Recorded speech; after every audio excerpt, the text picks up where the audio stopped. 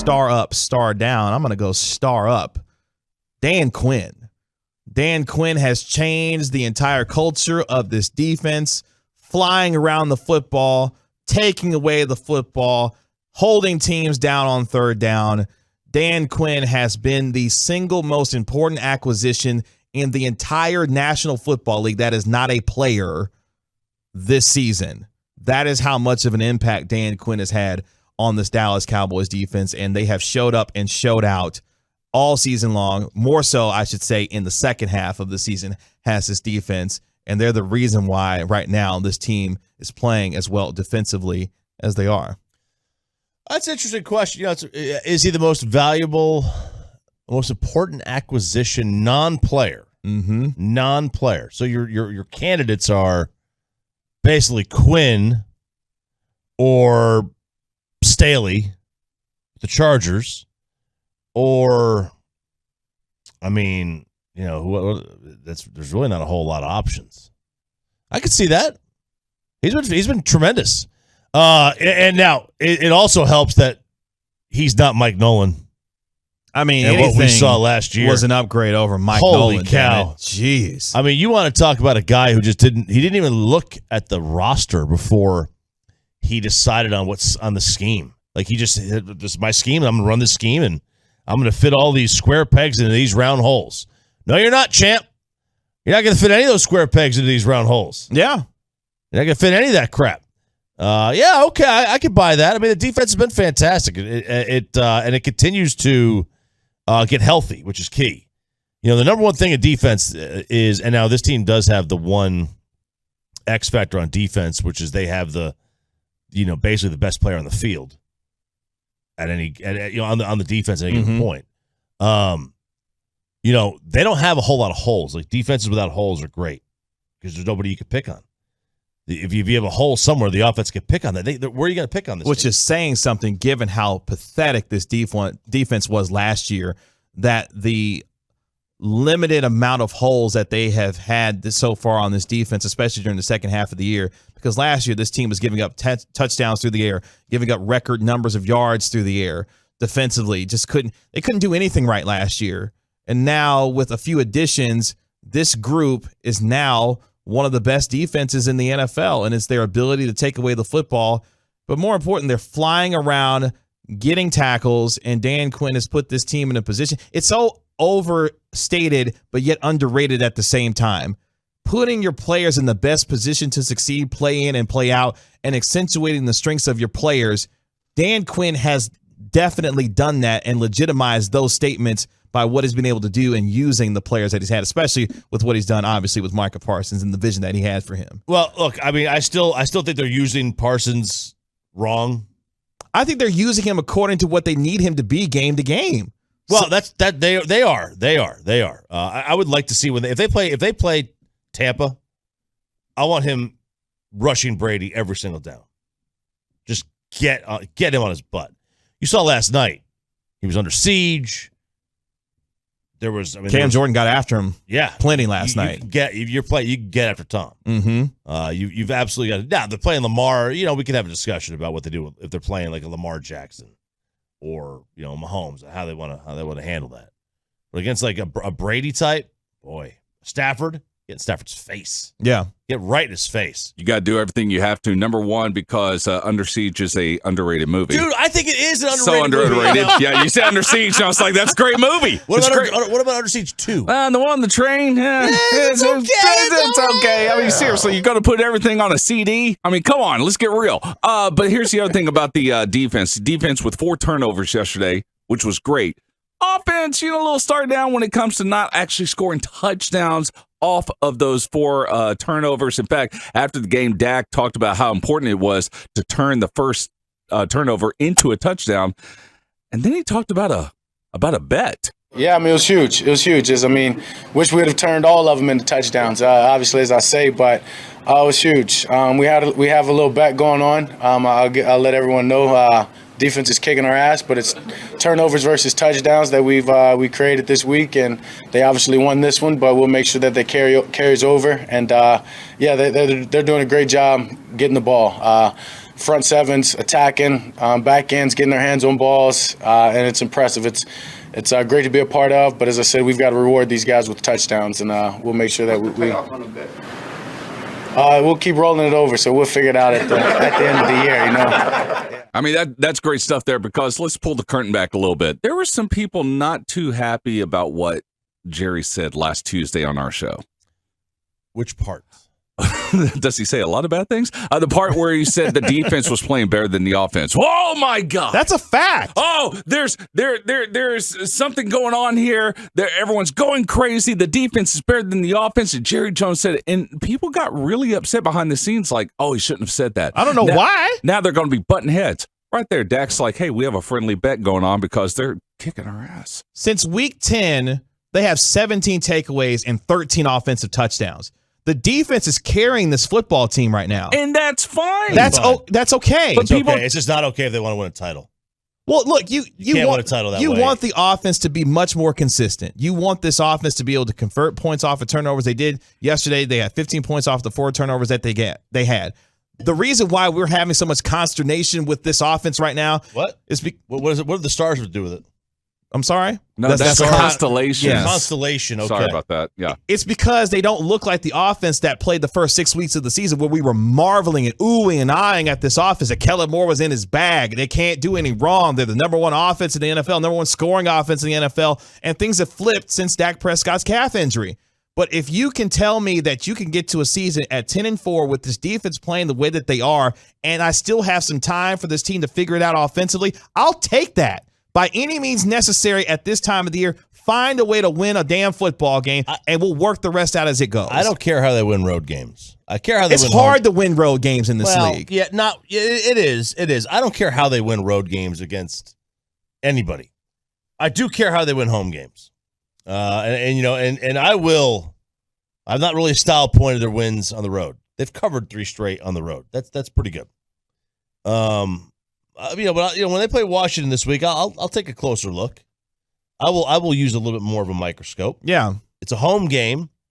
You should, and this team plays should be comfortable. Well at home. Yeah, exactly. They play well at home, and that's going to be their issue come playoff time.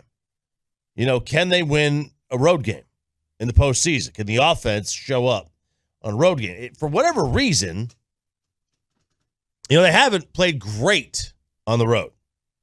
Like I said, they've won these games, these last 3 games. Which is wild because they're 6-2 on the road.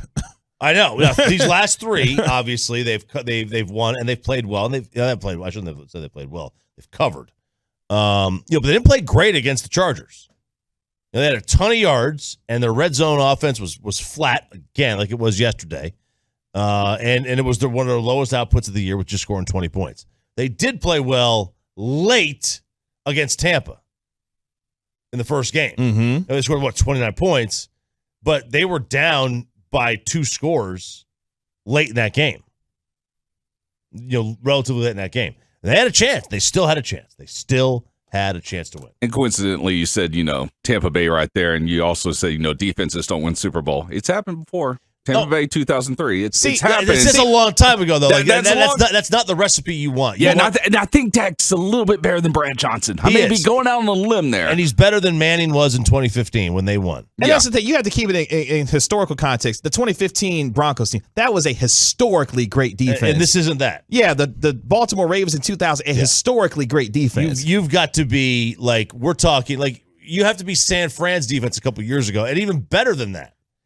And that defense has shown, and this is why I go back to the sustainability of turnovers. They forced 33 turnovers that year. Where they been since? Yeah. You just can't count on them year to year to force turnovers. I'll throw a star up and star down right now on 105.3 The Fans, brought to you by New Brakes, NU Brakes Mobile Brake Repair. Give me a star up to the guy that we thought was just flat out down before the game even started. Right to left, McGovern at fullback, handoff Pollard, pops out to the right, breaks a tackle, right side 45-50, down to the 45 of the Giant. Well, they stopped his knee at the 47, 17-yard gain. So before the game, it was said that, hey, Tony Pollard, he's going to be available for the Giants game. And in my mind, I'm thinking, well, that's adorable. That's great. That's a good story. He'll come back. We'll see what he can do.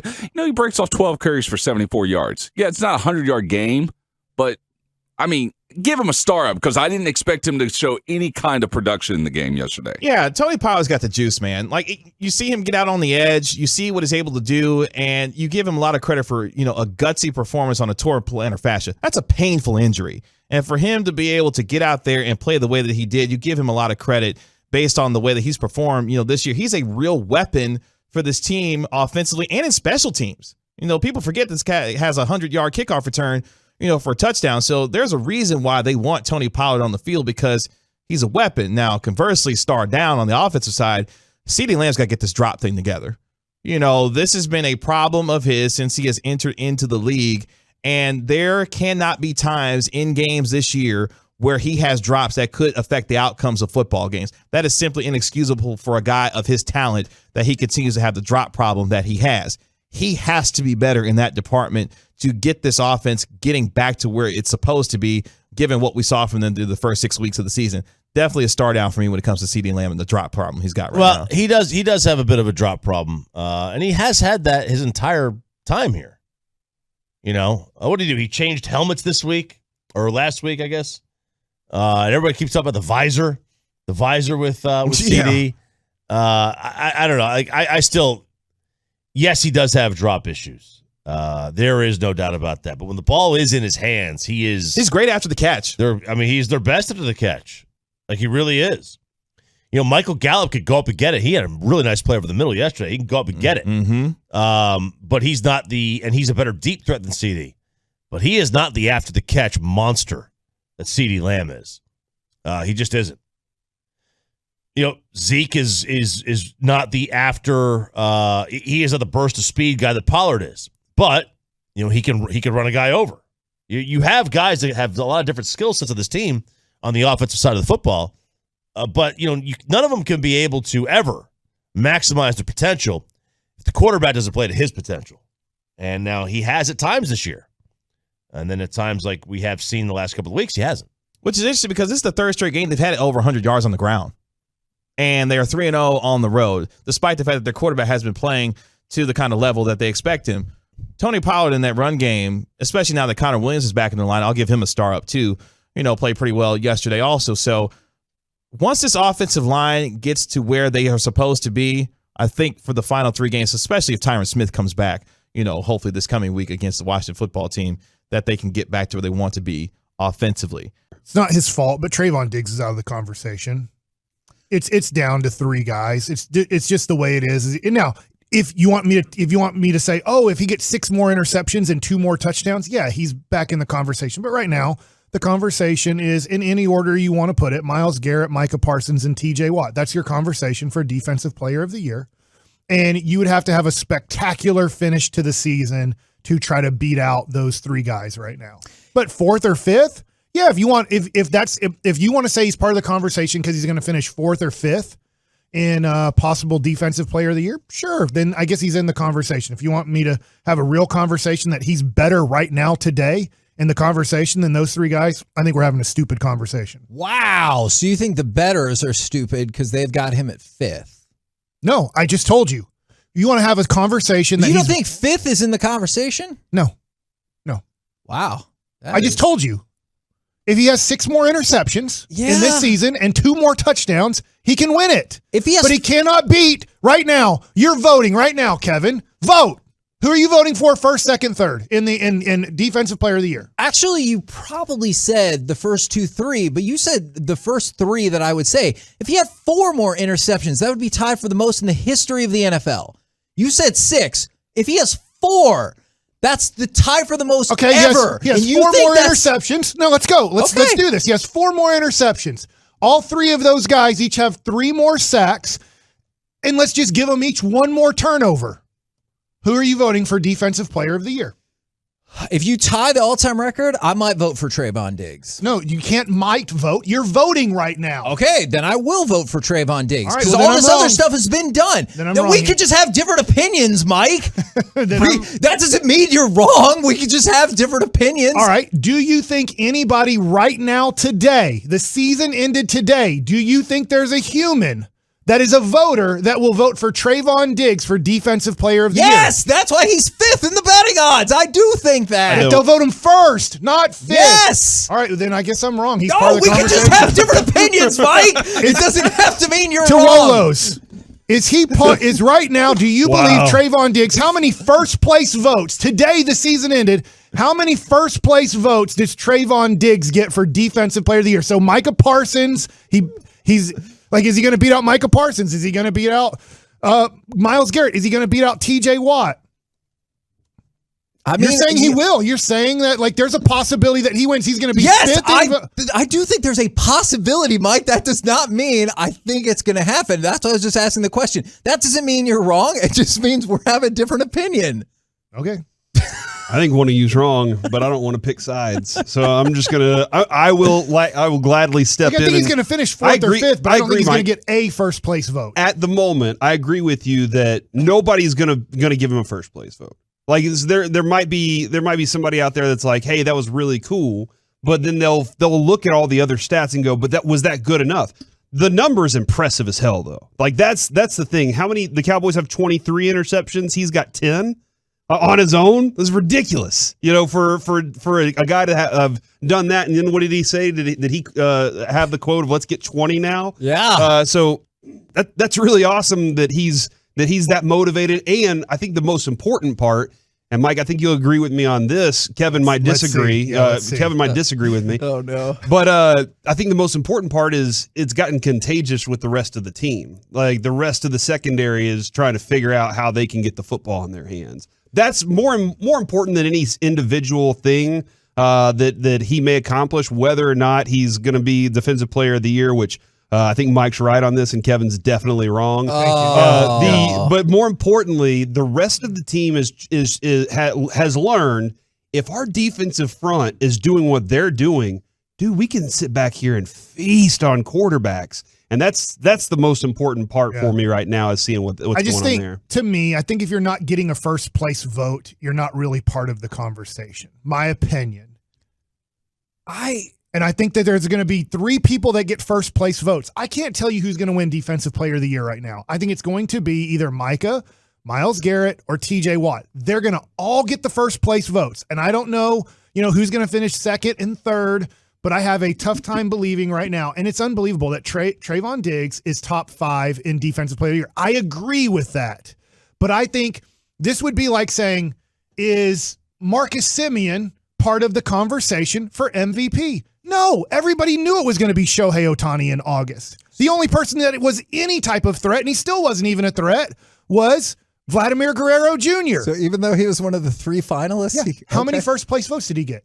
0. Wasn't in the conversation. Okay, wow, that is fascinating. But is hold on, wait, hold on. So I just want to check. Do you think the Cowboys are the best team in the NFL? Wow, no, but they're in the conversation. Okay, hold on. What? I agree with Mike on this. They can win. They can beat any team right now. They can beat any team. By the way, it's not winning a football game is not a slam dunk competition. Voting for Defensive Player of the Year, Defensive Rookie of the Year, MVP, Offensive Player of the Year, Coach of the Year, all the effing rewards are slam dunk competitions. Winning a football game is a real competition, as in it's not a vote. It's at the end of the game who had effing more points. That's the winner. The Cowboys can have more points. But if you look at the odds, a fifth place guy is not going to get first place votes. And to me, it's not part of the conversation. I'll ask you this. Who was 5th place in the MVP for the American League? I don't even effing know. And if I don't know, I damn sure know you don't know because they weren't part of the conversation. I do wonder though. God, I hope he wins now. I really do too now. We have 2 in the top 5 though. That's amazing. I will point out our that's awesome. defense is awesome. That's awesome. That's a really cool feeling that we're debating which one of the dudes might be considered in the conversation because is Micah Parsons really considered in the conversation? Yes, he's in the conversation for Defensive Player of the Year. Do you think that do you think he has to be better than Myles? Like so much better than Myles Garrett, or if if all things are even. I don't think close. that. Look, because you're talking about it's a slam dunk competition. It's based on subjective criteria for voting. And I do think they're going to be like, hey, this kid just appeared. The only other rookie who's ever done this is Lawrence Taylor. If he didn't turn out to be that, we're going to look dumb. Myles Garrett's been doing this for a minute. I think he has to be better. Not that that's fair, but I do think you're going to have to, they can't be even. If it's even, I think he loses. I do think for Micah, this is great. And this is how voting goes. He gets to play Sunday night this upcoming week. And I think we're still going to play Sunday night. I think the Cowboys in Washington will happen I thought Sunday they were night. going to get shifted to Monday. I really did. And then they're the game of the week the next week for the 3:25 game against Arizona. If Micah shows out, if Micah just has 2 awesome games there, then I think he puts himself into a more favorable spot. I am with Corey or whoever said it. I do think Myles Garrett right now will win it. Today, I think Myles Garrett wins it. I think Micah and TJ Watt are a close second. I don't know who would finish second or who would finish third, but I think those are all your votes. I think all first, second, and third place votes go to all 3 guys. I don't even think Trevon gets a third place vote right now from anybody. I think everybody's voting first, second, third in different ways, and I think Myles Garrett would probably win it. But when you get put on the national stage at the end of the year, like the Cowboys are about to be, and if Micah balls out, I do think he can do it. But I just don't think Trevon has that opportunity unless, I don't think 4 interceptions does it, me personally. The other thing, too, and maybe he does get to that record. I'm also kind of curious how he gets to it. Because if he gets to it and it's 2 game-winning interceptions that clinch the game, does that matter?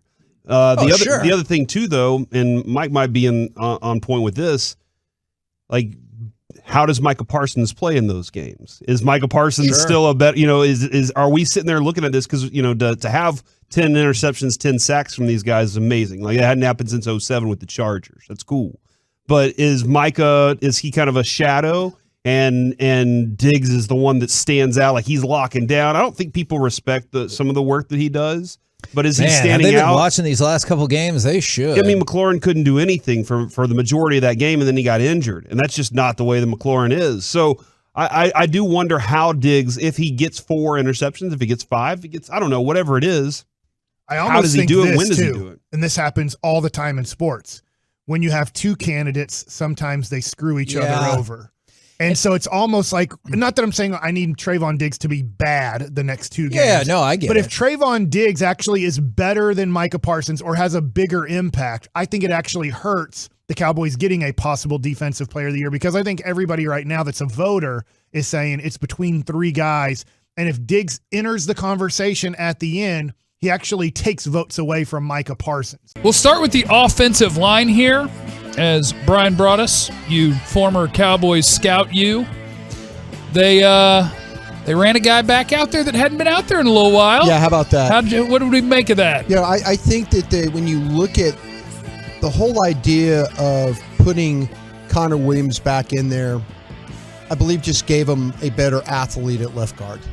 I think it was really, and if they were going to run the ball, Week 5, they played the Giants. They had success getting the ball on the outside, and a lot of it had to do with the stuff that we talk about, the ability to pull the guards. Mike McCarthy talked about it if you were with us earlier in the press conference. He was talking about the ability, how he really, he liked the fact that the guards were able to get out and make, some things happen from that standpoint. And I think also, too, it helped you from the backside of plays. If the ball was going to the right, it's just a little bit better player over there when it comes to getting up, to making a cutoff on securing a down lineman to the side, going play side.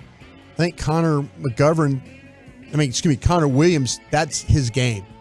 Sometimes he's going to be off balance, he's going to hold, but majority of the time he is going to get his head across the defender, but just because he's that much better of an athlete.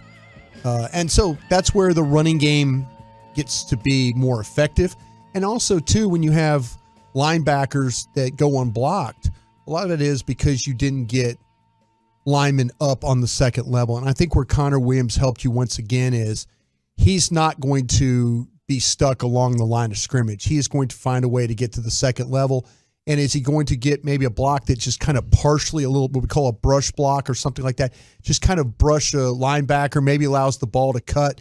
Again, with Tony Pollard, when you hand him the ball, you don't have to hold your blocks as long. With Zeke, it's a little bit longer because shots fired at Zeke right here at the 4 o'clock hour. Because he's a little bit more banged up. Oh, because of injury. Okay. Yeah, because he's just. I mean, it's tough. But Zeke's going to run tough. He's going to give you everything he has right now. But Tony's just a little bit better. And when you put in a quicker back and you put in more athletic offensive linemen, like what Connor Williams is, then you're going to have better success. And I think that's what they had yesterday. Or they showed having better success. And they also showed us something else at left tackle with Tyron Smith out. And that is my theory of, like in college football, sometimes you'll see a team play 2 quarterbacks. Yeah. And my theory is if you have 2, you have 0. You have 0. So at left tackle, they don't really like either one of their options. Yeah. So you got some Ty Nsekhe, you got some Terrence Steele. I don't really know which one is better, which maybe proves their point. But you got the job done. I think this was more about Terrence Steele, to be honest with you. I don't think Terrence Steele feels particularly comfortable playing left tackle. Right. And so what they're doing is if Terrence Steele has to play 65 plays at left tackle, there might be that 5 to 6 plays where it's, come here, you know what? And so I think what they're doing is they've tried to, and Nsekhe is good enough to where you play him 25 plays or 28 plays or whatever, and that takes the load off having to play Steele there. You know what I'm saying? You're kind of limiting his attempts to maybe mess things up.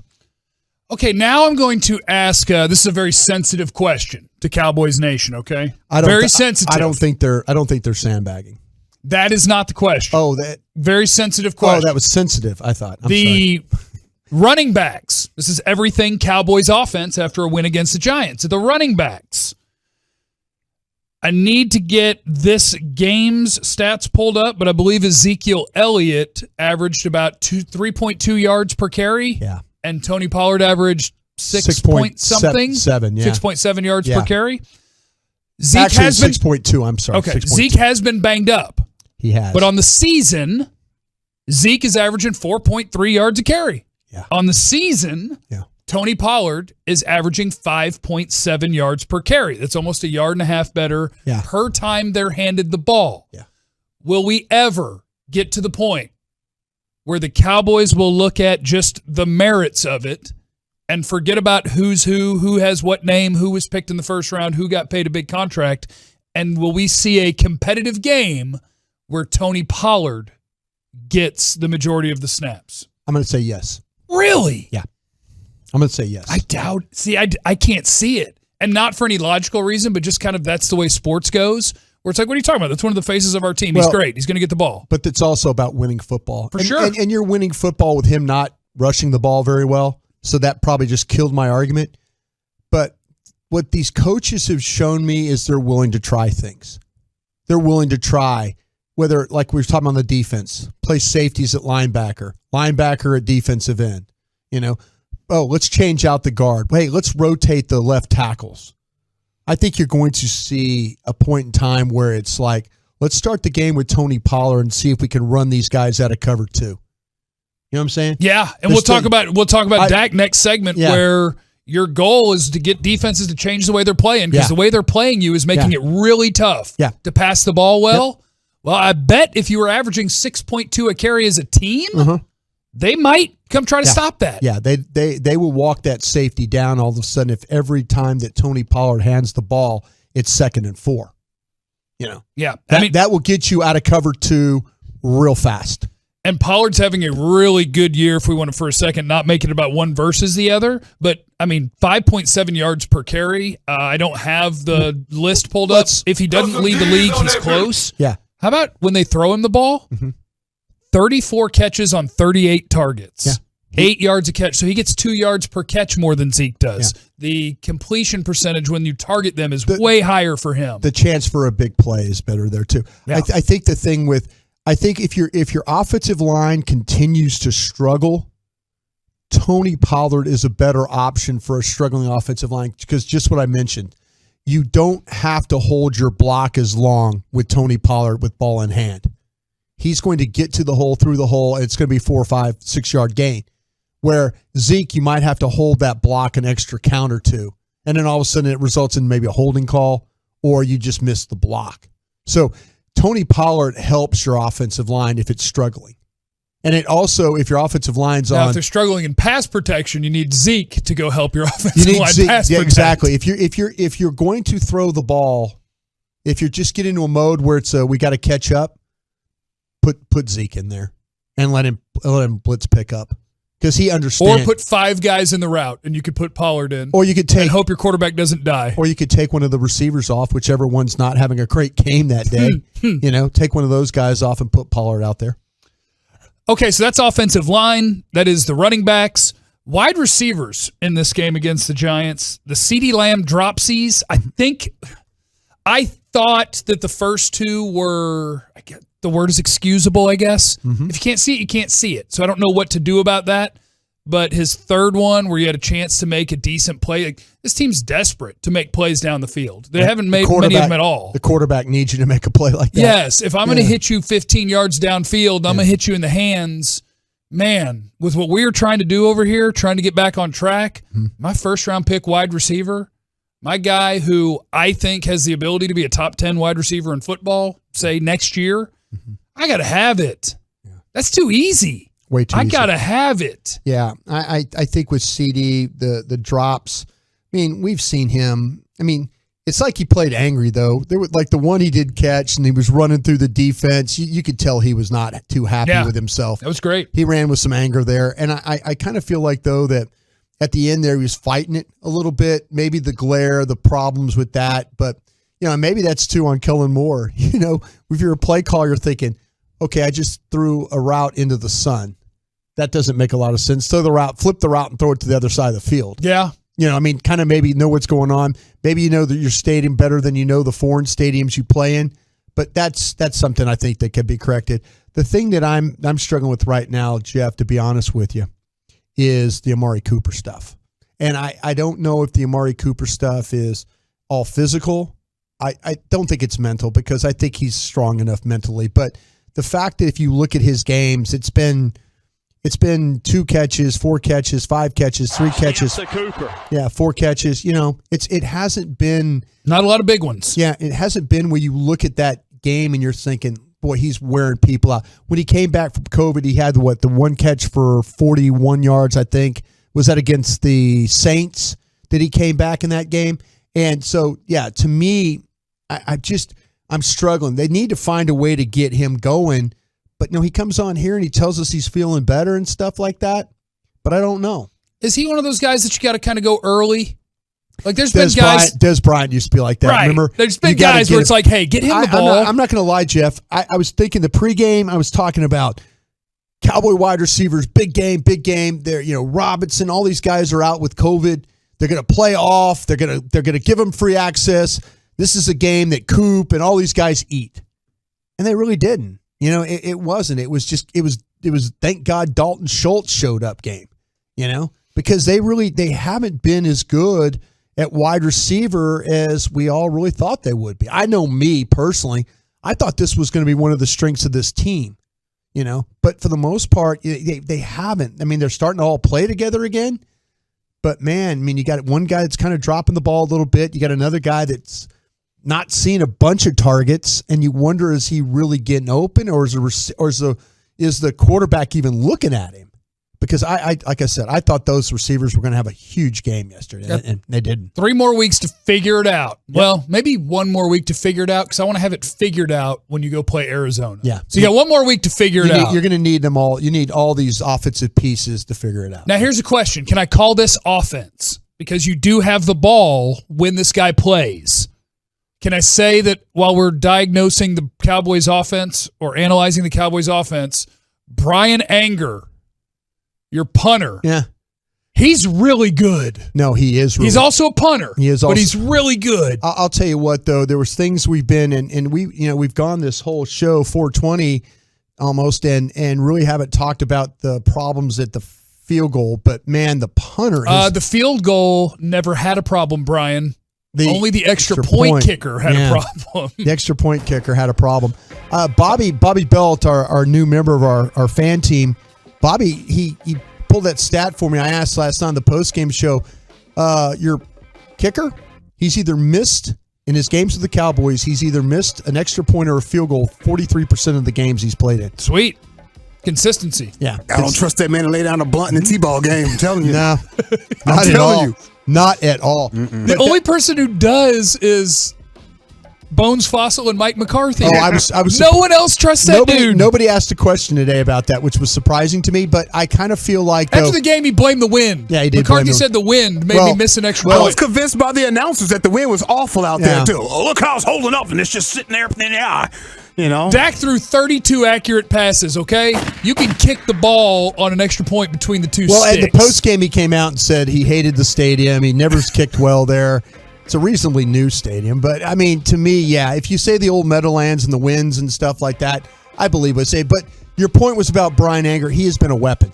He has been a weapon. And great job, Bones Fossil, going out and getting a guy because he has done a super job. Every time I write down, I chart every play, it seems like it's either a 55-yard punt or it's a 38-yard punt that's going to go out on the 6-yard line. You charted? Yeah, charted. Cool. Yeah, he's a chart guy. Charted. Charting everywhere. Yeah. I know that this is all very exciting, mostly for our boss, Gavin Spittle, who is very pro-punter, very pro-special teams. He is going to, when we do our punter, the San Diego State one, right? We're going to get him. Is going to do the Matt Areza. Is going to be the scouting report? Is he going to do the scouting report? I mean, I can give you the scouting report on him. Kicks at 80 yards, first-round pick, punter. Let's do it.